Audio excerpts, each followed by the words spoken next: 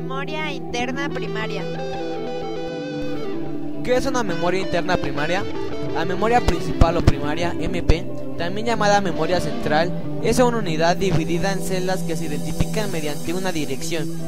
Está formada por bloques de circuitos integrados o chips capaces de almacenar, retener o memorizar información digital, es decir, valores binarios. A dichos bloques tiene acceso el microprocesador de la computadora. Tipos de memorias RAM y ROM. Memoria RAM es la memoria del usuario que contiene de forma temporal el programa, los datos y los resultados que están siendo usados por el usuario del computador.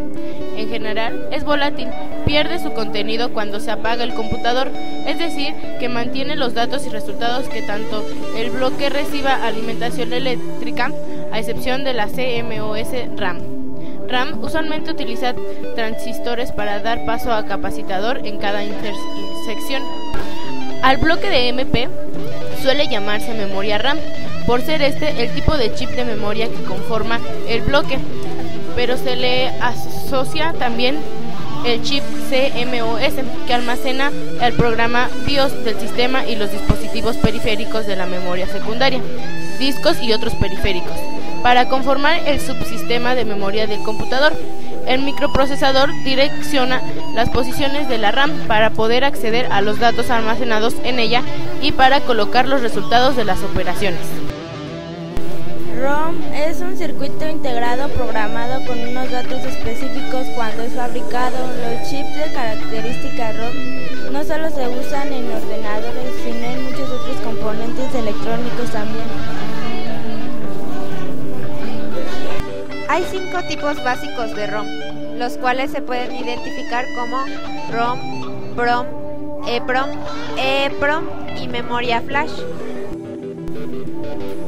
Funcionamiento ROM. De un modo similar a la memoria RAM, los chips ROM contienen una hilera de filas y columnas, aunque la manera en que interactúan es bastante diferente. ROM usa un diodo para conectar las líneas si el valor es igual a 1. Por el contrario, si el valor es 0, las líneas no se conectan en absoluto. El software de la ROM se divide en dos partes: rutina de arranque o post, power on self-test, autodiagnóstico de encendido. Realiza el chequeo de los componentes de la computadora, por ejemplo, circuitos controladores de video, de acceso a la memoria, el teclado, unidades de disco, etc.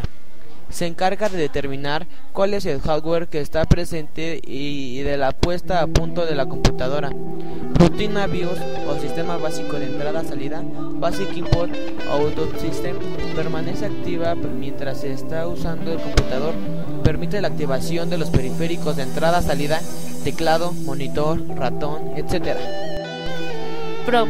Crear chips desde la nada lleva mucho tiempo. Por ello, los desarrolladores crearon un tipo de ROM conocido como PROM, Programmable Read Only Memory. Los chips PROM vacíos pueden ser comprados económicamente y codificados con una simple herramienta llamada programador. La peculiaridad es que solo pueden ser programados una vez. Son más frágiles que los chips ROM, hasta el extremo que la electricidad estática lo puede quemar.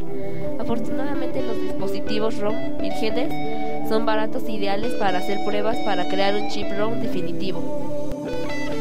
EPROM. Trabajando con chips ROM y PROM puede ser una labor tediosa. Aunque el precio no sea demasiado elevado, al cabo del tiempo puede suponer un aumento del precio con todos los inconvenientes. Los EPROM, Erasable Programmable Read Only Memory, solucionan este problema.